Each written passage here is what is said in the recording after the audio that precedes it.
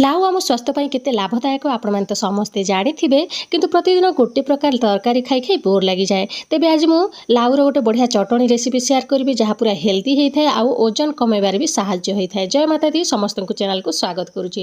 ଚାଲନ୍ତୁ ଆଜି ଆମେ ଲାଉ ଚଟଣି ବନେଇବା। ପ୍ରଥମେ ତ କଢ଼େଇରେ ତେଲ ଗରମ କରିନେବା, ଆଉ ସେଥିରେ ଦେଇଦେବା କଞ୍ଚା ଲଙ୍କା। ଶୁଖିଲା ଲଙ୍କା ଜମାରୁ ନେବେନି, ଦେହ ପାଇଁ ଶୁଖିଲା ଲଙ୍କା ଟିକେ ଭଲ ହୋଇନଥାଏ। ତାପରେ ଏଥିରେ ରସୁଣ ଦେଇଦେବା। ଲଙ୍କା ନିଜ ଟେଷ୍ଟ ଅନୁସାରେ ଆପଣ କମ୍ ବେଶୀ କରିପାରିବେ।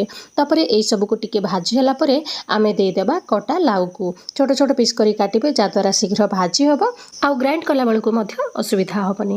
ତାପରେ ଫ୍ଲେମ୍କୁ ଲୋ କରିକି ଏବେ ଦେଇଦେବା କଟା ଟମାଟୋ ଟିକେ ଦେଲେ ଟିକେ ଖଟା ଫ୍ଲେଭର ଆସିଥାଏ। ଯଦି ଆପଣ ଟମାଟୋ ଦେବା ପାଇଁ ଚାହୁଁନାହାନ୍ତି ତାହେଲେ ଏଥିରେ ଟିକେ ଲେମ୍ବୁ ରସ ମଧ୍ୟ ଲାଷ୍ଟକୁ ଗ୍ରାଇଣ୍ଡ କରି ସାରିଲେ ଆପଣ ଅଳ୍ପ ଟିକେ ଦେଇଦେବେ। ତାପରେ ଏଥିରେ ମୁଁ ସ୍ୱାଦ ଅନୁସାରେ ଲୁଣ ଦେଇଦେଇଛି। ଏହି ସମୟରେ ହିଁ ସବୁ ପକାଇବେ, ଯେତିକି ଦରକାର ଲୁଣ ଏହି ସମୟରେ ହିଁ ପକାଇଦେବେ। ତାପରେ ଭଲ ଭାବରେ ଆମେ ୟାକୁ କିଛି ସମୟ ମିକ୍ସ କଲା ପରେ ଆମେ ଘୋଡ଼େଇ ନେବା। ୟାକୁ ଘୋଡ଼େଇକି ସିଝେଇବା। ମଝି ମଝିରେ ଆପଣ ଖୋଲିକି ଦେଖୁଥିବେ। ଏବେ ଦେଖି ପାରୁଥିବେ ବଢ଼ିଆ ଭାବରେ ସିଝିଗଲାଣି। ଏବେ ଆମେ ଫ୍ଲେମ୍କୁ ଅଫ୍ କରିକି ୟାକୁ ଥଣ୍ଡା କରିକି ଗ୍ରାଇଣ୍ଡିଙ୍ଗ ଜାର୍ରେ ଦେଇକି ଭଲସେ ବାଟି ନେବା। ଏଠି ଦେଖିପାରୁଥିବେ ଭଲ ଭାବରେ ଚଟଣିଟା ଗ୍ରାଇଣ୍ଡ ହେଇଯାଇଛି। ଆଉ ଆପଣମାନେ ଏମିତି ହେଲ୍ଦି ଯଦି ରଖିବା ପାଇଁ ଚାହୁଁଥିବେ ତାହେଲେ ଜମାରୁ ଛୁଙ୍କ ଦେବେନି, କିନ୍ତୁ ଛୁଙ୍କଟା ଦେଲେ ଆହୁରି ଚଟଣିର ଫ୍ଲେଭରକୁ ପୁରା ଦ୍ୱିଗୁଣିତ କରିଦେଇଥାଏ। ପ୍ରଥମେ ତ ଆମେ ଗୋଟେ ଡଙ୍କା ବସେଇ ନେବା, ଆଉ ସେଥିରେ ଅଧା ଚାମଚ ଖଣ୍ଡେ ତେଲ ଦେବା। ବହୁତ କମ୍ ତେଲରେ ହେଇଥାଏ।